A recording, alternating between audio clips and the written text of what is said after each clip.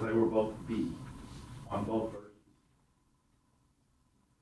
All right, we're going to finish up the Gilded Age or the Progressive Era today. So that's what we're going to. We talked last time about women's suffrage, women fighting for the right to vote. All right, we put phones up. Get started. Title of today's notes is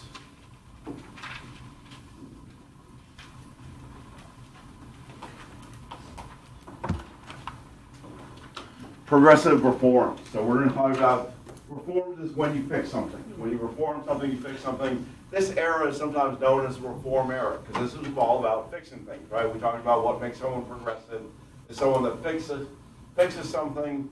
And in this case, we're going to talk about the government fixing things. Some of the solutions that they came up with. We'll start talking about at the city level, what were some of the problems there and what they did there. And then we'll talk about the state level.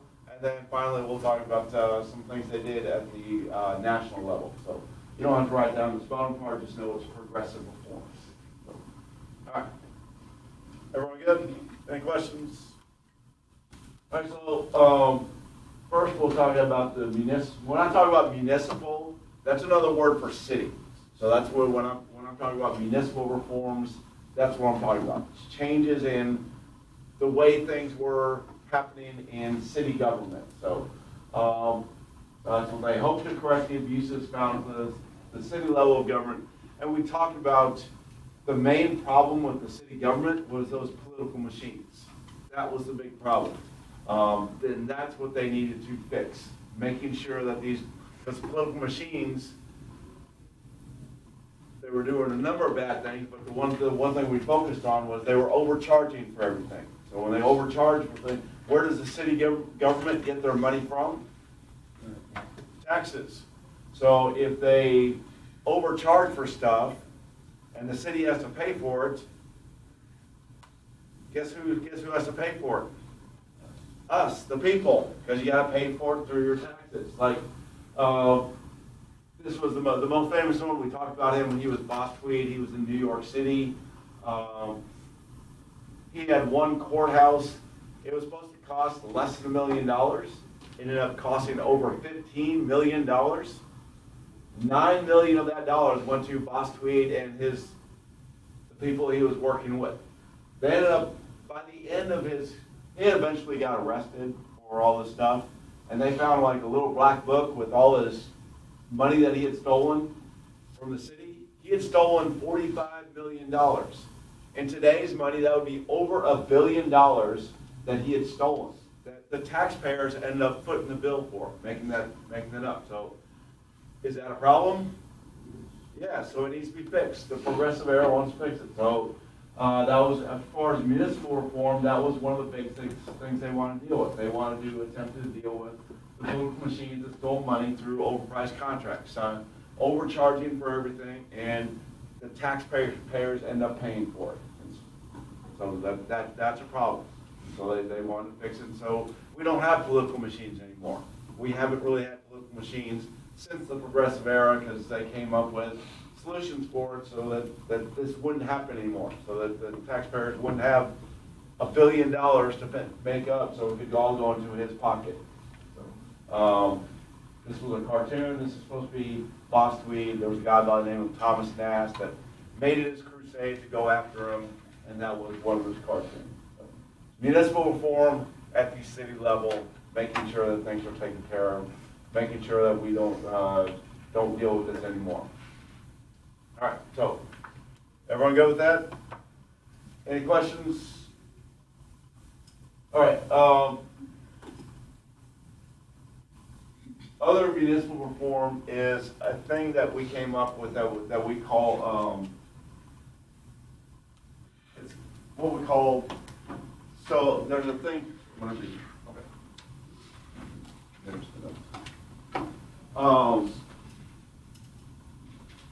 We didn't really talk about socialism yet. We'll get more into socialism and communism after World War II. But in our country, we have our form of economy, our economic form is what we call capitalism, where you get to own your own business. for the most part. We do have, there's another form of government called socialism. Under socialism, the government owns a lot of the businesses that are considered vital to the people's interests are owned by the government. We have some forms of socialism in the United States. We have some examples of socialism, and that started here during this period, during the Progressive Era. And so we talked about how cities were expanding way too fast. And so one of the things they decided was, well, we need the government to be more involved here. And this is called gas and water socialism. So, and what that means is, let's say, if you own a business, what's your number one goal? Making money, right, making money.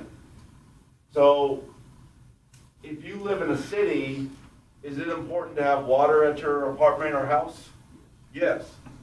So what the government decided was, instead of leaving it private, because if it was a water business and someone owns it, they're going to want to make money.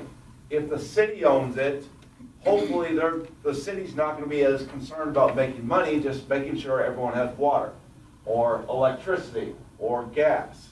And so that is gas and water socialism. So like the city of Arlington, the water you get at your house, if you live in Arlington, is provided by the city of Arlington, not a private business. Like I said, the idea here is that the government, their job is not to make money. Their job is to take care of their people. So instead of, the hope is this will lower prices. The city will just charge just as much as it needs to get things done, and not out to make a profit.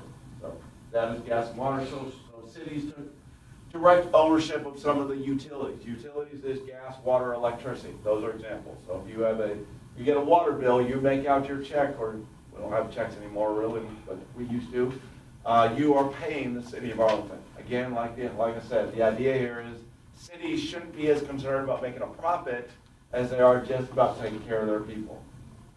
So, other countries have more socialism, like, bless you, like healthcare is considered vital. In Canada, the government runs the healthcare. Here we have private business. You know, it's private in this country, but until you get 65, but that's a whole other thing. All right, everyone good with this? Any questions? All right, state government reform. There are two goals here with the state government reform. There are two things that they want to do. Because we're going to talk about 6 changes that they made, and all the 6 changes are going to be geared toward one of these things. Either promote a direct democracy. So in a democracy, who gets to vote? Everybody. And that's what they want. We don't have a pure democracy here. We have more of a republic, but that's one of the goals, to have more people voting, have more people have a say in the government. They want to expand citizens' participation in government. So these are the 2 goals. Promote direct democracy, so that more people are voting, and then expand participation in government. When I say that, that means not just voting, but give you more options when it comes to in the government. And I'll go over some of what those options are. But those are the 2 major goals. Promote direct democracy, so everyone can vote, everyone has the right to vote, and expand citizens' participation in government. All right. One of the reforms was this thing called secret ballot. Before secret ballot, when you voted, back then you would fill out something and you would drop it in a box and everyone could see who you're voting for.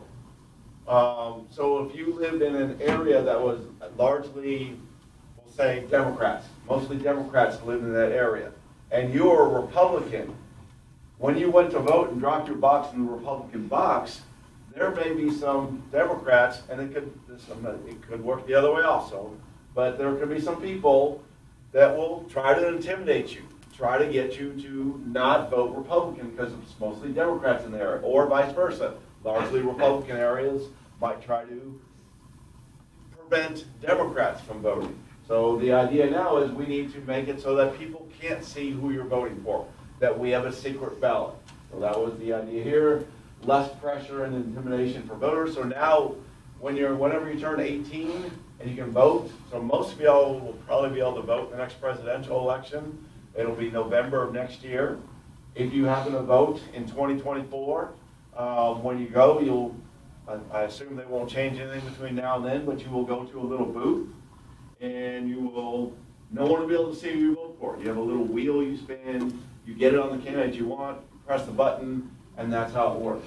So secret ballot, less pressure. So that's wanting to promote direct democracy, getting more people voting. Initiative. So if you initiate something, you start something.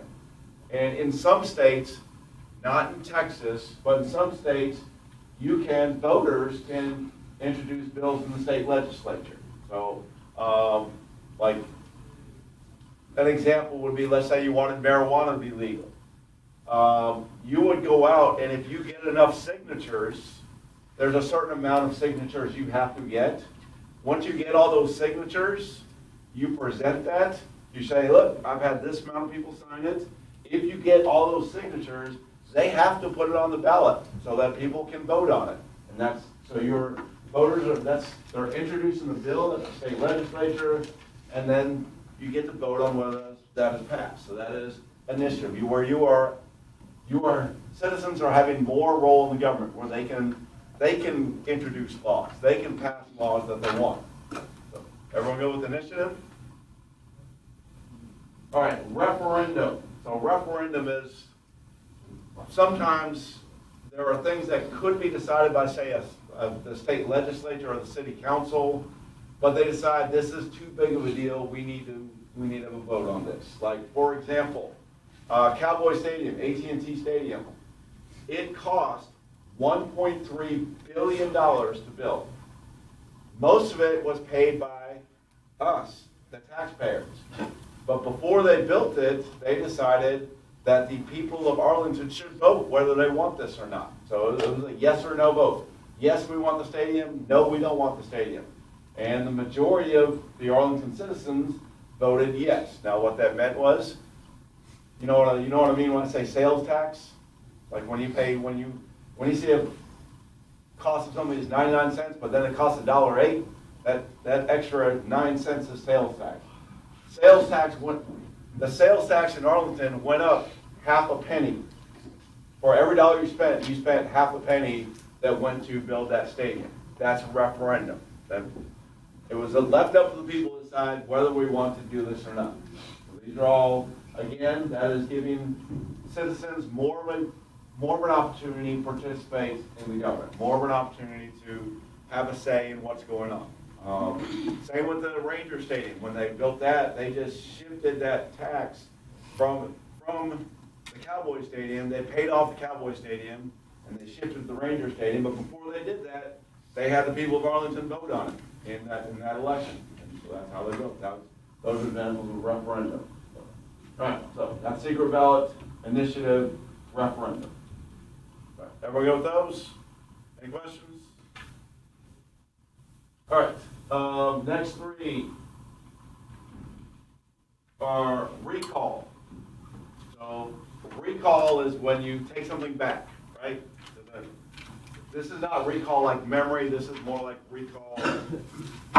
You're bringing it back. Well, in this case, it's for a politician, and we don't have this in Texas. It doesn't exist. But it does in some other states. The most well-known is California.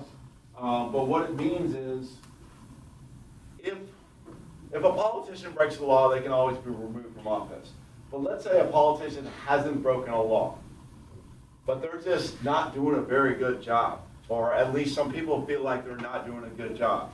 In some states, like California, you can have a recall election, which again, you go out and get a bunch of signatures.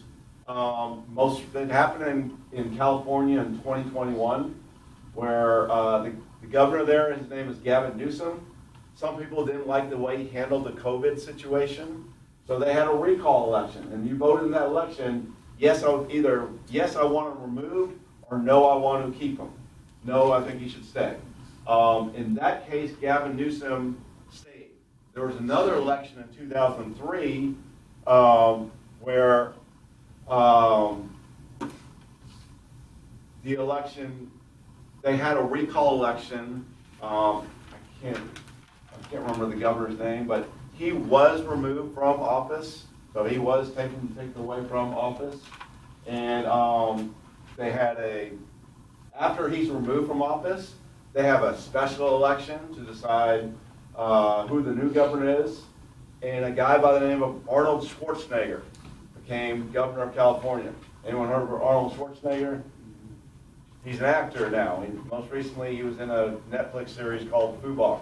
But before that, he was a bodybuilder. But for a while, he was governor of California, and that's what he won through the recall election. So elected office can be removed from office in a special election to make them more accountable. So there will be a question on the test about recalls. So make sure you know recall. Direct party primaries. In direct party primaries, the elections. So when, like, in 2024, we're going to have, starting early next year, you're going to hear about primaries for the presidents. So, like, Joe Biden will have to go through the primary process. He will likely win, I would guess. But every state will vote on which person they want to be the Democratic candidate. And every state will also vote who they want as a Republican candidate. That's the direct primary process, where the voters get to decide who is going to represent the Democrats and Republicans. It used to not be like that. It used to be the party leaders, the Democrats, would meet in a room and they would decide, this is the guy we want to run for president. And the Republicans would do the same thing. Both parties would get together and do this. So this is another idea of special elections determine whom party members want to represent as candidates in the general election. That's direct party primaries. All right, everyone good with those? Everyone good so far? I'm not changing yet. I'm going to go over 17th Amendment still, but as far as those two, any questions about those? All right, 17th Amendment. So every state has 2 U.S. senators. All 50 states. So if there's 50 states, each one has 2 senators. How many total senators are there? What's 50 times 2? There's 100 senators. And it's always been that way. Every state has 2 senators. It used to be, it was the state legislature that would pick those U.S. senators. So those 2 U.S. senators, they didn't have to make all the voters happy. They just had to make the state government, which there's like around 150 people in the Texas state government. So they didn't have to please the millions of people in Texas. They just have to please 150 people in order to keep their job. Here we are during the progressive era. We want to make this more of a direct democracy. We want to get more people involved with the government. So now it is different. Now when the U.S. senators get elected, it's the people that elect them. So like in 2024, I believe one of the U.S. senators, his name is Ted Cruz. He's a Republican. He will be up for re-election, and I can either vote for or against him. I used to not be able to do that. But again, this is about, the purpose of this, and I think there's a question on the quiz about this, it's to make states, the U.S. senators, listen to their people more. Instead of listening just to their 150 people, now they have to make millions of people happy. So that's kind of the idea. So all these reforms, whether it was the first 3 secret ballots, initiative or referendum, recall, direct party primary, 17th Amendment, remember those 2 goals I talked about? More of a direct primary and giving people more of an opportunity to participate in the government. So those are the purposes. All right, everyone good with the state government reforms? Any questions? Everyone good? All right. So we're going to skip the food for thought today. We'll just go over this class real quick. So, what are some specific little reforms that gave more power to people? I gave you 6 just a second ago. What were 3 of them? How do you get rid of a politician if you don't like him? What's that process called? Recall. How can you introduce your own legislation into, create your own laws? Referendum is where you can vote on it. Yep, we talked about that with the Cowboy Stadium. Yeah, the one where you get signatures. Yep. And then what do we call that? If you start something, what do you do? Initiative. Yep. So those are 3 of them. Secret ballot, 17th Amendment, direct party primaries. All right, before the 17th Amendment, who picked the U.S. senators? What's that? 150 people. What do those 150 people make up? They're the state government. And then now who gets to vote for who? Now who picks the senators?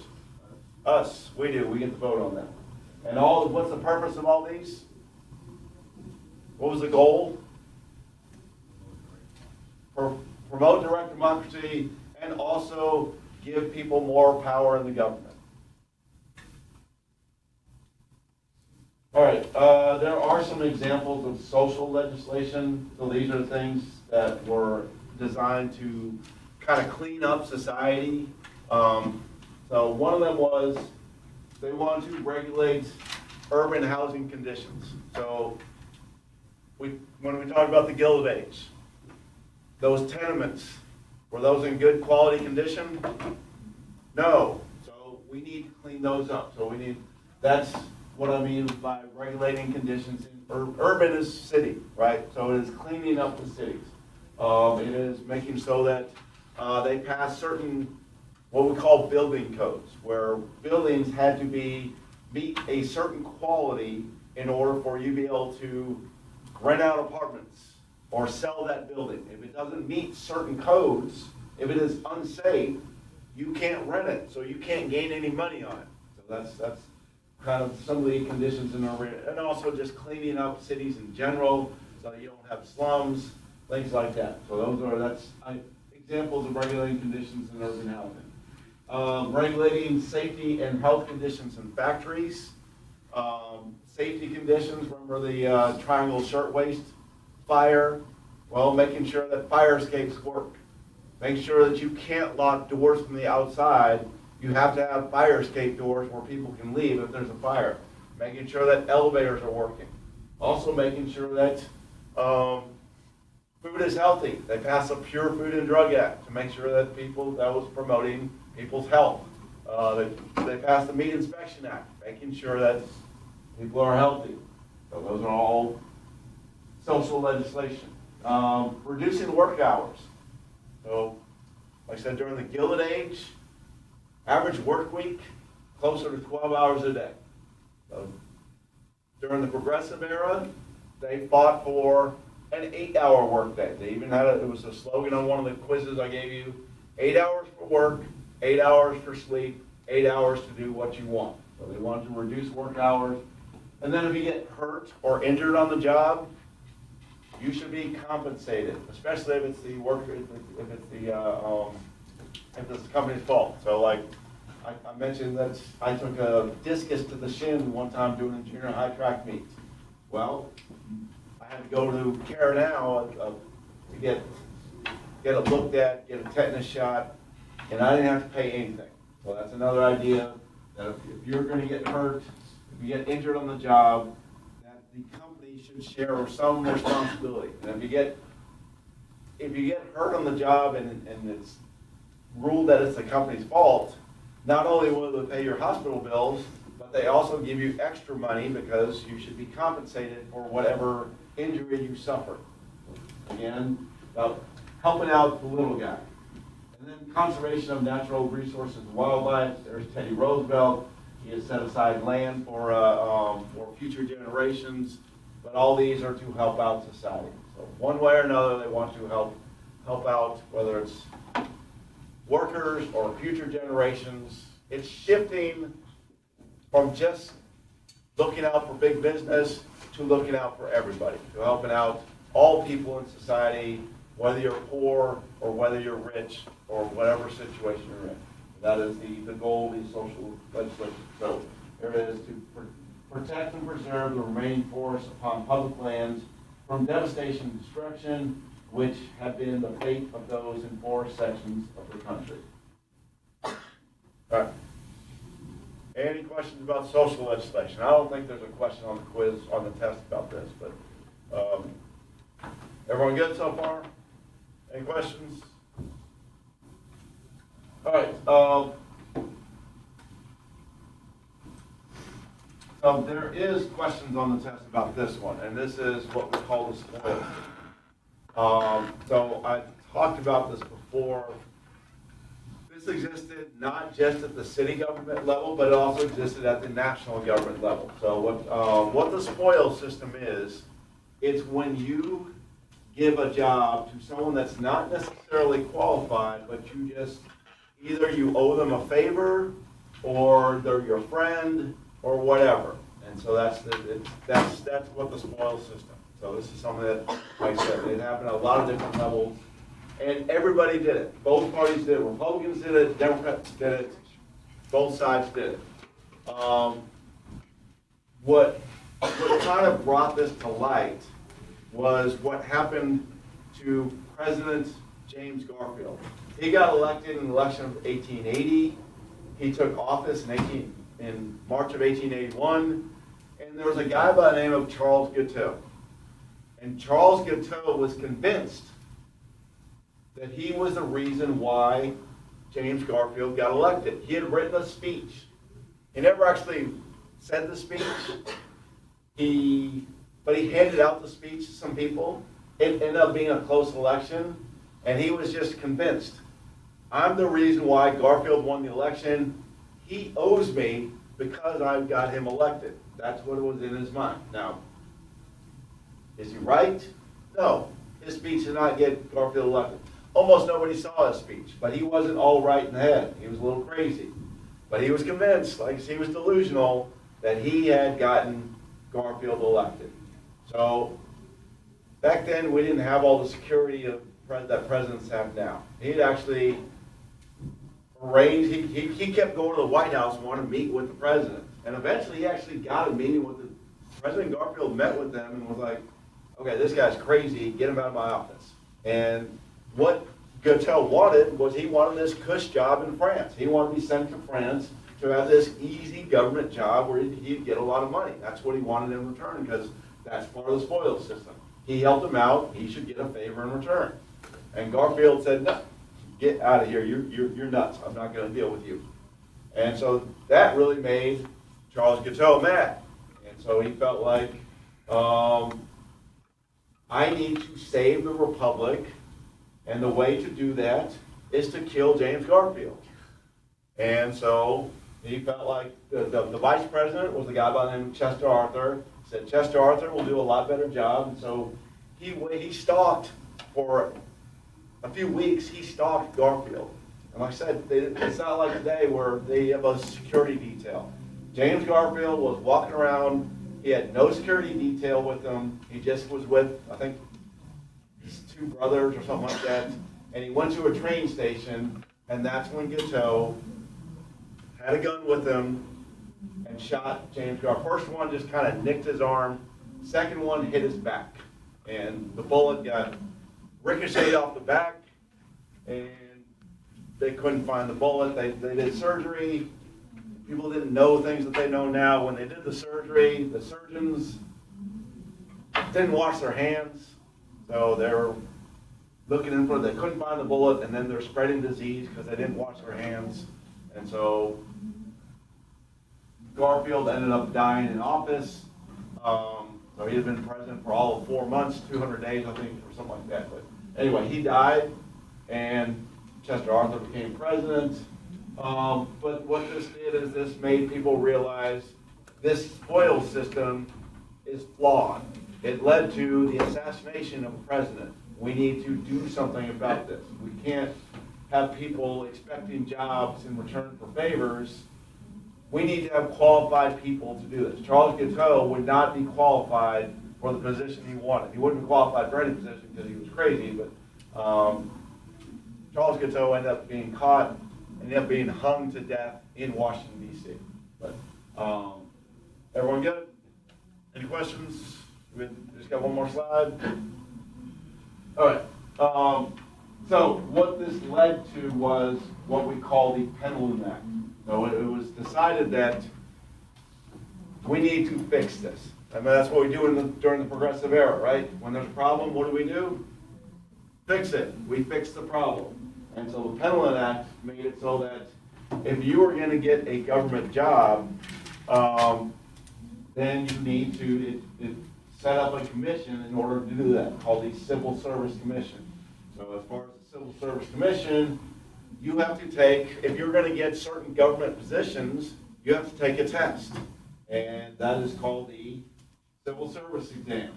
And you take the test, and then you show that you are qualified for this job. So that we don't just give people jobs for favors, that you need to be qualified for government positions.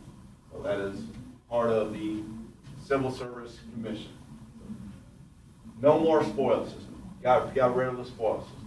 So all these reforms are about fixing the government, or whether it's the municipal level, where we're trying to clean up political machines, the gas and water socialism, where we want to provide gas and water and electricity and things like that, with the profit being the main ideal, whether it's the state reform, where the goals are making it more of a direct democracy, or giving people more of a say in the government, things like referendum initiative, secret ballot, 17th Amendment.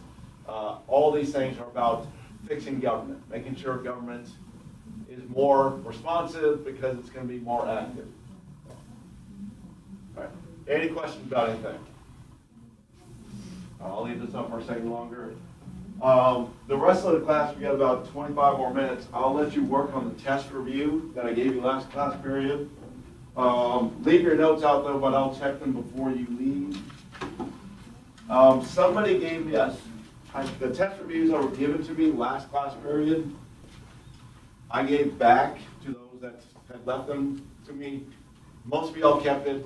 One person gave me a test review and did not have their name on it. So did anyone give me a test review that doesn't have their name on it? So if you look and you don't have it and you think you gave it to me, I have it. Anyone forget their test review?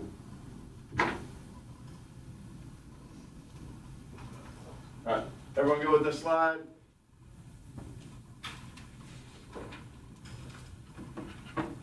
We're going to skip this. Let's go over the agree disagree real quick. So under the state legislature, under the 17th Amendment, the state legislature picks the U.S. Senators. Agree or disagree? After the 17th Amendment, is it the state legislature that picks the U.S. Senators? Disagree. And child labor was abolished during the progressive era. Agree or disagree? Do we have child labor anymore? So disagree. And then under the Pendleton Act, government jobs were given based on merit, based on your qualifications. Agree. All right. So spend the rest of the time on your review.